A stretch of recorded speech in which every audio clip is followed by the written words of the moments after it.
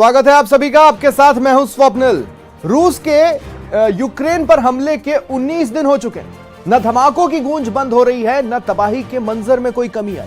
लेकिन इस बीच यूक्रेन के राष्ट्रपति कार्यालय से एक सकारात्मक खबर मिली है। कार्यालय प्रमुख मिखाइल पोडोलिक ने कहा है कि यूक्रेन और रूस के बीच युद्ध विराम और रूसी सैनिकों की वापसी की मांग को लेकर चौथे दौर की वार्ता शुरू हो गई है। हालांकि अब तक हुई 3 दौर की वार्ता में कोई ठोस परिणाम नहीं निकल पाया है।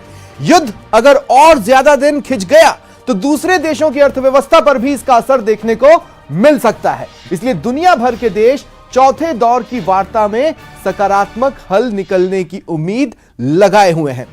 इधर यूक्रेन से मरुधरा लौटे छात्रों की परेशानी अपनी पढ़ाई को लेकर बनी हुई है। कई स्टूडेंट्स वतन वापसी को लेकर भारत सरकार और ऑपरेशन गंगा को लगातार धन्यवाद कह रहे हैं।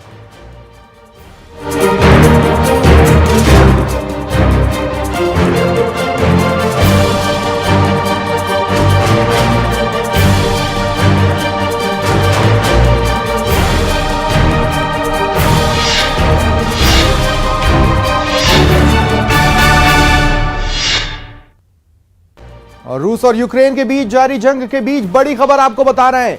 यूक्रेन के राष्ट्रपति कार्यालय के प्रमुख ने यह बड़ी खबर दी है। कार्यालय प्रमुख नाम मिखाइल पोडोलिक, उन्होंने कंडीशंस को लेकर अपडेट किया है। यूक्रेन और रूस के बीच युद्ध विराम की कोशिश शुरू हो चुकी है, यह उनका कहना है। साथ ही उन्होंने कहा कि रूसी सैनिकों की वापसी की मांग को लेकर वार्ता शुरू हो चुकी है। यह चौथे दौर की वार्ता है।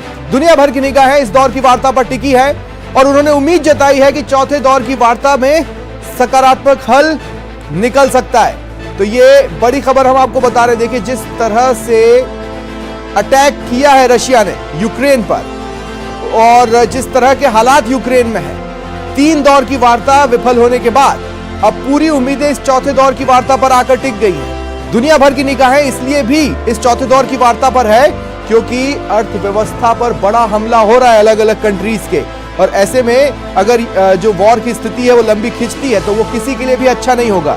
अब यूक्रेन के राष्ट्रपति कार्यालय के प्रमुख ने ये बड़ी खबर दी है। मिखाइल पोडोलिक ने अपडेट किया है और ये जो अपडेट है वो उम्मीद जगाने वाला है।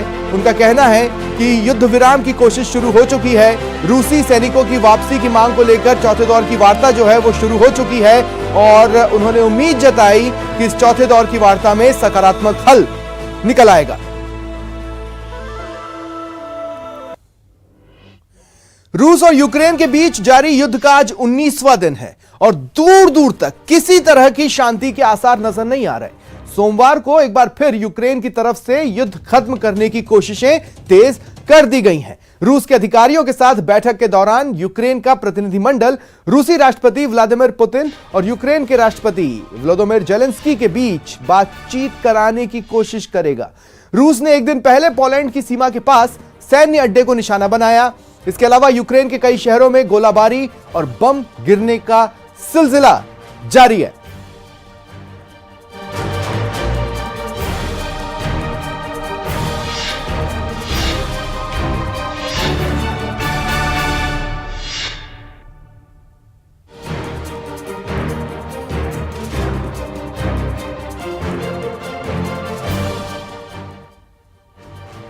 यूक्रेन में फंसे भरतपुर के 35 छात्र ऑपरेशन गंगा के जरिए सकुशल अपने घर लौट आए हैं। उनमें से एक छात्र से हमारे सहयोगी दीपक पुरी ने बातचीत की। रूस यूक्रेन युद्ध के बीच में भरतपुर के 35 छात्र वहां पर फंसे हुए थे, जो सभी छात्र अपने घर पर वापस हो गए हैं और यहां पर रहकर के अब वो जो है किस तरह से हालात वहां के जो है रहे और किस तरह से वहां से निकलना हुआ, ये सारी बातें जानने के लिए हमारे साथ शुभम गौतम हैं जो वहां पर MBBS की पढ़ाई कर रहे थे। कपिल हैं, उन्होंने भी वहां पर जो है पढ़ाई की थी। किस तरह के हालात रहे थे शुभम, वहां पर कैसे निकलना हुआ था, किस तरह की परेशानियां आपके साथ में वहाँ पर घटी थी? गंभीर हालत है। सबसे पहले तो टेम्परेचर की दिक्कत, जो वहाँ पे बॉर्डर पे ओपन में खड़े थे हम लोग। बाकी इंडियन गवर्नमेंट की तरफ से जो भी चलाया गया उससे हम लोग यहाँ पे आ गए। अब वो काफ़ी अच्छा है और आगे बोल रहे हैं कि हमारी पढ़ाई भी सुचारू रूप से कार्य की जाए, क्योंकि बच्चों को मेडिकल की पढ़ाई में काफ़ी दिक्कत हो रही है। अब मेडिकल पढ़ाई में ज़्यादातर गैप नहीं दिया जा सकता लंबा, तो हमारी यूनिवर्सिटीज़ वगैरह ने ऑनलाइन क्लासेस की प्रावधान किया है कि बच्चों की ऑनलाइन क्लासेस करवाई जाए, जिससे उनकी जो स्थिति है और स्टडी है वो कंटिन्यू वे में चले। वहां पर आप थे जब आप इंडिया वापस हो रहे थे, खाने पीने की क्या व्यवस्थाएं थी, किस तरह से धमाकों की आवाज थी, जहां पर जो धमाके हो रहे थे वहां से आप कितनी दूर थे, आपके और भी साथ छात्र थे, उनके साथ कोई नजदीक जो घटना थी वो देखी हो आपने? सर घटनाएं तो बहुत थी, बहुत कुछ देखा, लेकिन वो है पुरानी चीज़ें याद करनी से वो नहीं है। काफ़ी बच्चों ने बहुत कुछ देखा, खाना पानी नहीं मिल रहा था, बंकर्स में रहे हैं काफ़ी बच्चे, लेकिन वही है, आदमी की ज़िंदगी का काम ही वही है, संघर्ष में लड़ेंगे तभी तो कुछ करेंगे। बच्चों ने काफ़ी कुछ देखा, लेकिन प्रॉपर तरीके से यूक्रेनियन गवर्नमेंट ने भी काफ़ी हेल्प करी खाने पीने को लेके, और दूसरे बॉर्डर्स के शहरों ने भी, जैसे कि रोमानिया हुआ, पोलैंड हुआ, और इंडियन गवर्नमेंट ने भी अपने तरीके से काफ़ी ज़्यादा हेल्प की हम लोगों की, जिसके लिए काफ़ी काफ़ी आभार। कपिल है हमारे साथ, इनसे बात करेंगे। कपिल, किस तरह के हालात थे वहां पर, कैसे निकलना हुआ? एक्चुअली हालात तो बहुत बेकार थे, बट मैं तो 17 को ही आ गया था, बिकॉज एडवाइज़री 14 के आसपास दे दी थी गवर्नमेंट ने। तो वैसे तो मैंने हालात वहाँ के देखे नहीं हैं, बट जैसे दोस्तों से सुने हैं, शुभम भाई से भी सुने हैं मैंने, तो हालात कुछ ज़्यादा ठीक नहीं थे कुल मिला के। अब पढ़ाई का क्या है आगे का वो? अब पढ़ाई का यह है कि पढ़ाई अभी तो ऑनलाइन चल रही है, आज से शुरू है हमारी ऑनलाइन, तो अभी देखते हैं ऑनलाइन कब तक रहती है, कब। बिल्कुल शुभम, एक चीज़ और जानना चाहूँगा, जब वहाँ से आप अलग अलग छात्र निकले थे तो एक बात और सामने आई थी कि आपने पहले अपने जूनियर्स जो छात्र थे उनको पहले निकाला था, उस वो क्या वाक्या था उसको? सर वहाँ पे क्या है, काफ़ी सारे बच्चे थे लाइन में, और हम लोग सीनियर्स हैं, तो ये मतलब नहीं कि हम लोग पहले निकल जाएं। लैंग्वेज कम्युनिकेशन प्रॉब्लम होती है, जो इंडियन सोसाइटी हम लोगों की है वो एक तरीके से उस तरीके से काम करती है। हम लोग सब 6 ईयर 5th ईयर वाले थे उसमें, तो हम लोगों ने सबसे पहले जो जूनियर्स हैं, या फिर जो खाने पानी की जो प्रॉब्लम हो रही थी बच्चों को, कि कोई भी अपनी लाइन नहीं तोड़ना चाहता है, तो वहाँ पे जाके उनको सारी चीज़ें प्रोवाइड करवाना, और ये सब चीज़ें तो नॉर्मल है। तो उसके बाद हमने भी प्रायोरिटी जूनियर्स को रखी, कि बच्चे काफ़ी टाइम से पहले ही खड़े थे वहाँ पे, 2-2 3-3 दिन से खड़े थे, तो हमने उनको पहले निकालना सही समझा, फिर उसके बाद हम लोग निकले वहाँ से। तो बिल्कुल साफ तौर पर रूस और यूक्रेन के बीच जो युद्ध के हालात थे उनको शुभम ने नज़दीकी से देखा, और सबसे बड़ी बात ये रही कि वहाँ पर जो इनके जूनियर छात्र थे उनको इन्होंने जो है पहले निकाला और उनकी जो है हेल्प की। उनके निकलने के बाद ही जो ये हैं वहाँ से निकले और अब अपने घर पर जो है कुशल पहुँचे हैं, और इनकी जो पढ़ाई है वो भी अब ऑनलाइन शुरू होगी। तो कहा जा सकता है कि 35 भरतपुर के जो छात्र थे वो यूक्रेन में फंसे थे, उनको जिस तरह से ऑपरेशन गंगा चलाया गया था उसके तहत इनको सभी को यहाँ पर जो है वापस बुलाया गया है, और इसके लिए इन्होंने जो है केंद्र सरकार सहित राजस्थान सरकार का धन्यवाद भी दिया है। कैमरा पर्सन दिलीप के साथ दीपक पुरी, न्यूज़ 18 भरत। 24 फरवरी को जब हालात बिगड़े थे तब से लेकर भारत पहुंचने तक बच्चों के संघर्ष की कहानियां हैरान करने वाली हैं। उन्हीं में से एक कहानी जैसलमेर जिले के 2 नौजवानों की है जो यूक्रेन में डॉक्टरी की पढ़ाई कर रहे थे। दोनों जैसलमेर में पड़ोसी हैं, बचपन के मित्र भी। हम बात कर रहे हैं भुवनेश वैष्णव और आनंद की, जो यूक्रेन से जैसलमेर लौटे हैं। सहयोगी श्रीकांत व्यास ने उनसे बातचीत की। यूक्रेन और रूस के बीच जो युद्ध चल रहा है उसको लगभग 20 दिन हो चुके हैं, और कई विद्यार्थी जो है भारत पहुंचे हैं। जैसलमेर के भी कुछ विद्यार्थी वहां डॉक्टरी की पढ़ाई कर रहे थे। हमारे साथ जो है वो भुवनेश और आनंद है। भुवनेश से जानते हैं किस तरह की परिस्थितियां थी वहां पर, किस तरह मैनेज किया और क्या रूट था जब यहाँ पहुंचे। परिस्थितियां तो बहुत भयावह थी। जब मैं बोगोमुलेट्स नेशनल मेडिकल यूनिवर्सिटी में पढ़ता हूँ, कीव में ही है जो राजधानी है यूक्रेन की, तो वहाँ सिचुएशन सबसे पहले खराब होनी शुरू हुई। युद्ध की शुरुआत सर्वप्रथम हमारे खार्किव और जो राजधानी कीव है वहीं से स्टार्ट हुई। युद्ध की शुरुआत हुई थी सुबह 6 बजे के आसपास, जब जो कीव का इंटरनेशनल एयरपोर्ट है वहाँ सबसे पहले एक बैलिस्टिक मिसाइल आके लगी, और उसी समय से जो एयर स्पेस है यूक्रेन का वो बंद कर दिया गया। और तत्पश्चात हमें सायरन की आवाज़ें सुनाई देने लगी और कंटिन्यूअस बंकरों की तरफ लोग भागने लगे। लोगों के मन में संदेह था कि कहीं पे भी मिसाइल अटैक हो सकता है हमारे ऊपर। तो हम उसी भयावह स्थितियों में भागे, पहले मार्केट की तरफ भागे कि हम सामान इकट्ठा कर सकें 2-3 दिन का राशन, जो कि हमारे पास नहीं था उस समय। तो हमने वो सामान इकट्ठा किया। फिर हम 2-3 दिन हॉस्टल में रहे, छात्रावास में ही रुके रहे, और कर्फ्यू के टाइम भी रहा हम छात्रावास में ही थे। और 2-3 दिन तक कोई मूवमेंट नहीं हुई कि अंदर अटैक था पूरे टाइम, और घिरा हुआ था रूसी सैनिकों से, जैसे कि हमें इन्फॉर्मेशन आई। और लगभग 28 तारीख को युद्ध शुरू होने के 4 दिन बाद जैसे ही कर्फ्यू लिफ्ट हुआ तो हमारे पास एक ही ऑप्शन था कि एम्बेसी ने हमें इंफॉर्मेशन या एडवाइजरी जो है वो जारी की।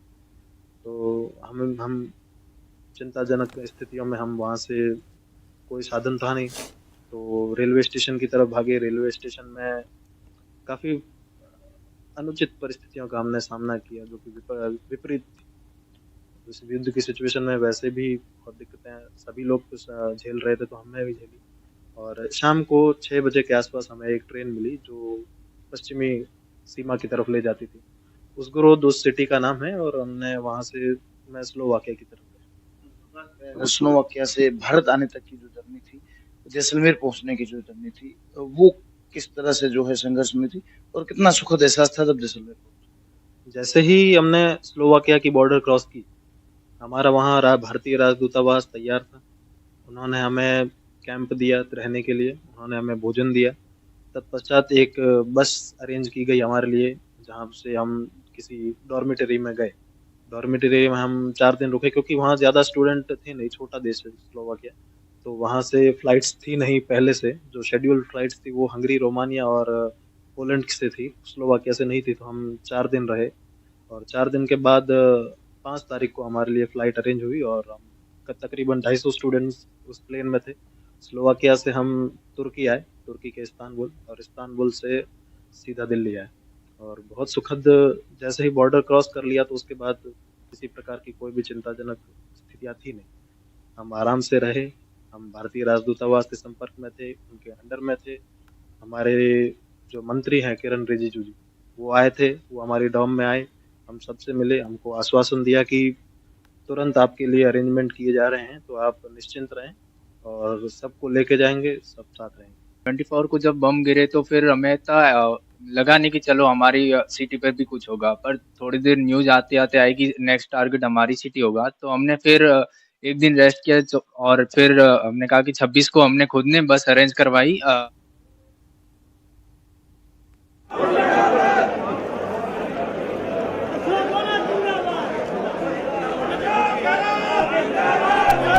ये कुछ लाइव तस्वीरें आप अपने टीवी स्क्रीन पर देख पा रहे हैं। आज भी सीएमआर में प्रदेश भर से लोग पहुंचे हैं मुख्यमंत्री अशोक गहलोत का आभार जताने के लिए।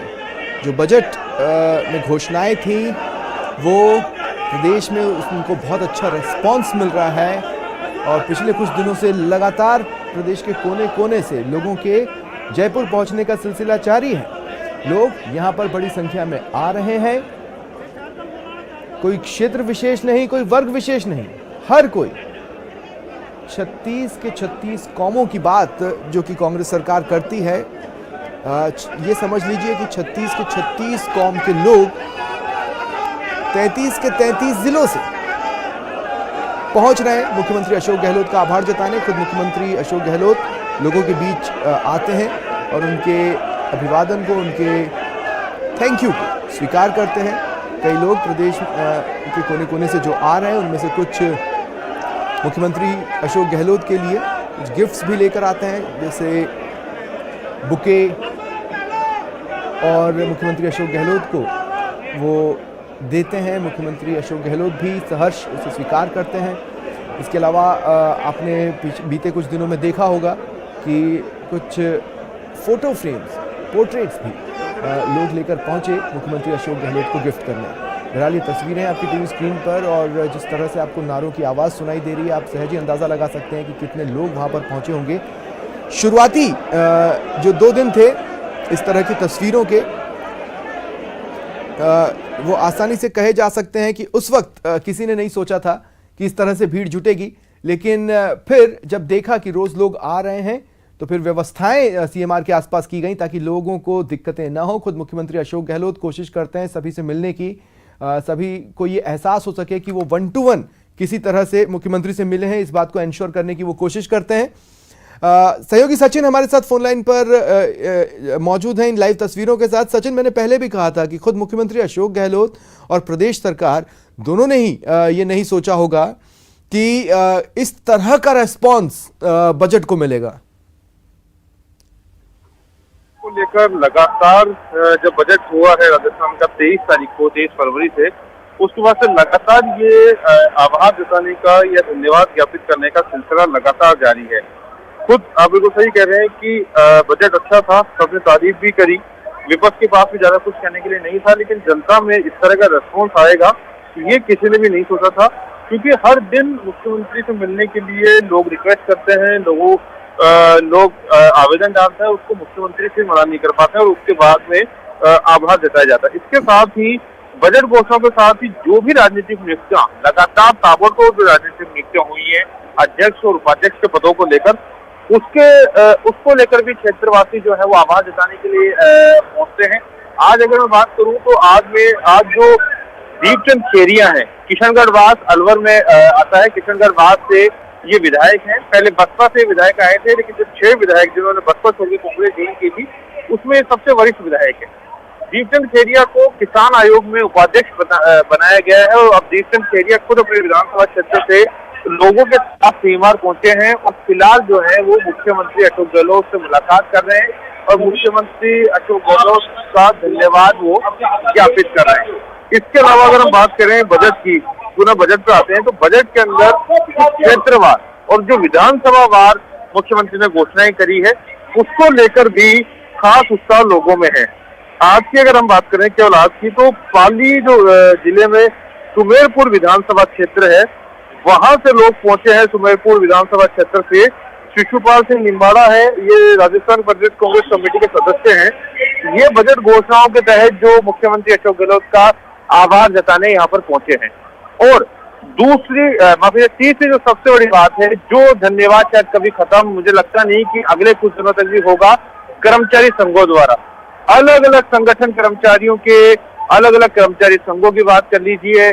पहले बड़े बड़े कर्मचारी संघों ने धन्यवाद दिया, अगले ही दिन 24 तारीख और 25 तारीख को धन्यवाद ज्ञापित किया और अब जो अलग अलग संगठन है, अलग अलग विभागवार, क्या वो प्रयोगशाला सहायक कह दीजिए या संविदा कर्मी कह दीजिए, क्योंकि हम पहले भी बात कर रहे थे कि 3 तरह के कर्मचारी राजस्थान सरकार के अंदर है। पहले राज्य कर्मचारी जो सीधे राज्य सरकार से जुड़े हुए हैं, जिनके तमाम क्रियाकलापों की बात कर लें या सैलरी बेनिफिट्स की बात कर लें वो राज्य सरकार पर निर्भर करते हैं, जिन्हें राज्य कर्मचारी कहा जाता है। उनको दूसरी ओपीएस लागू करके एक बड़ी राहत दी थी। उसके बाद जो दूसरे वर्ग के कर्मचारी आते हैं वो कर्मचारी आते हैं बोर्ड और निगम के कर्मचारी, जिसके अंदर आरटीडीसी शामिल है, राजस्थान रोडवेज शामिल है, विद्युत निगम, बिजली निगम शामिल है। जितने भी बोर्ड और निगम है वो कर्मचारी आते हैं जो सेमी गवर्नमेंट एक तरह से कहलाते हैं। उन कर्मचारियों में चाहे वो पॉलिटेक्निक कॉलेज के जो कर्मचारी हों या यूनिवर्सिटी के कर्मचारी हों, वहाँ 7वां वेतन आयोग लंबे समय से लंबित था। 10 ऐसे बोर्ड और निगम थे रोडवेज सहित जहाँ पे 7वां वेतन आयोग लागू नहीं था, उसको लागू करने की घोषणा कर दी है। तो वो कर्मचारी लगातार आभार जताने आ रहे हैं। और जो तीसरी सबसे बड़ी बात है वो है संविदा कर्मचारी। ऐसे कर्मचारी जिनका एक मानदेय फिक्स होता है वो भी राज्य सरकार के कर्मचारी कहलाते हैं, वो भी राज्य सरकार के कर्मचारियों कंधे से कंधा मिला के जो है वो सरकार के साथ चलते हैं। तो संविदा कर्मचारियों का जो मानदेय बढ़ाया गया है विभिन्न वर्गों का, तो वो संविदा कर्मचारी भी आज मौजूद है। बड़ी संख्या में महिला कर्मचारी उनके साथ में आई है, अपने बच्चों के साथ वो आए हैं और यहाँ सीएम गहलोत का आभार जताने आए हैं। तो ये 3 तरह के वर्ग आज यहाँ पर मौजूद हैं। बजट घोषणाओं को लेकर अलग अलग विधानसभा क्षेत्रों में विधायकों के साथ में या जिला प्रमुख के साथ में लोग पहुंचे हैं जो कि आभार जता रहे हैं। चाहे अलवर में नीमराना हो जिसको नगर पालिका का दर्जा दिया गया है, वहाँ एडीजे कोर्ट खोलने की बात कही गई है। तो यानी बजट घोषणाएं जो की गई और बजट घोषणाओं का आभार जताने के लिए जो है वो लोग यहाँ पे पहुंचे हैं। दूसरा, जो बोर्ड और निगम में लोगों को मौके दिए गए हैं, कांग्रेस कार्यकर्ताओं को सम्मान इस तरह से किया गया है क्योंकि सबको विधायक, सबको मंत्री नहीं बनाया जा सकता, सबको जो है लाल बत्ती नहीं दी जा सकती, लेकिन किसी न किसी तरह से लोगों को ऑर्गेनाइज किया गया है, उनको एडजस्ट हम कह सकते हैं किया गया है। वो लोग यहाँ पर मौजूद हैं बड़ी संख्या में, तो वो यहाँ पे आभार जताना है। और तीसरे हैं वो कर्मचारी जिनको लेकर इस तरह की घोषणा मुख्यमंत्री अशोक गहलोत ने की है, जिन घोषणाओं को मुख्यमंत्री अशोक गहलोत ने बड़ी घोषणा माना था। ऐसी घोषणाएं जिनको लेकर पूरे राजस्थान का हम कह सकते हैं कि एक मॉडल बनाया गया है। उसके बाद में छत्तीसगढ़ ने उसको लागू कर दिया। हालांकि यूपी में सरकार नहीं बनी है अखिलेश यादव की, लेकिन उन्होंने कहा था कि अगर हमारी सरकार बनी तो हम पुरानी पेंशन योजना लागू करेंगे। लगातार केंद्र सरकार पर इस चीज का दबाव पड़ रहा है कि केंद्र सरकार जो है वो इस तरह की योजनाओं को अपने यहाँ पर लागू करे। तो ये 3 वर्ग ऐसे हैं जो वर्ग लगातार मुख्यमंत्री अशोक गहलोत का आभार जताने यहाँ पर पहुंचे हैं। चित्तौड़ से लोग आए हैं आभार जताने के लिए। अलग अलग क्षेत्र, अलग अलग राजस्थान का अलग अलग अंचल, अलग अलग क्षेत्र राजस्थान के जो यहाँ पर आभार जताने सीएम गहलोत को यहाँ पर पहुंचे हैं।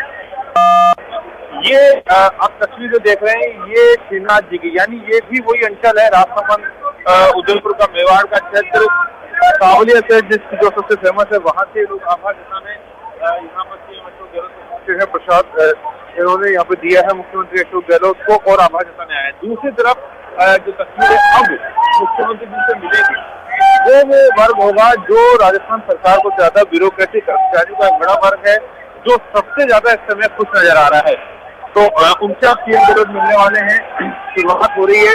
सामने जो मुख्यमंत्री जा रहे हैं वो नीमराणा नगर पालिका जो बनाया गया है, अलवर में जो नीमराणा बनाया गया है, वहाँ पे अब मुख्यमंत्री अशोक गहलोत इनको धन्यवाद इसका स्वीकार करते हुए, इनके साथ फोटो खिंचाते हुए, इनसे मिलते हुए और इन अभिवादन जो है वो स्वीकार करते हुए यहाँ पर मुख्यमंत्री अशोक गहलोत आपको नजर आ जाएंगे। जी बिल्कुल। और देखिए जैसा कि आप बता ही रहे हैं, इतने दिनों में जो सार हमने देखा इन तस्वीरों का अपने दर्शकों के साथ हम साझा कर लें उससे पहले बता दें कि कुछ देर पहले जो तस्वीरें थी आपने देखा होगा कि लोग अपने अपने तरफ से उनको गिफ्ट करने के लिए फोटो फ्रेम्स लेकर आते हैं। मुख्यमंत्री उन्हें निराश नहीं करते, उसे स्वीकार करते हैं। जो कोई भी उन्हें फूल माला पहनाने की कोशिश करता है या सम्मान करने की कोशिश करता है, पलटकर मुख्यमंत्री अशोक गहलोत भी उनका सम्मान करते हैं। वो भी कहते हैं शुक्रिया कि आप यहाँ तक आए, ये बताने के लिए कि हम जो आपके लिए प्रयास कर रहे हैं वो आप पसंद कर रहे हैं।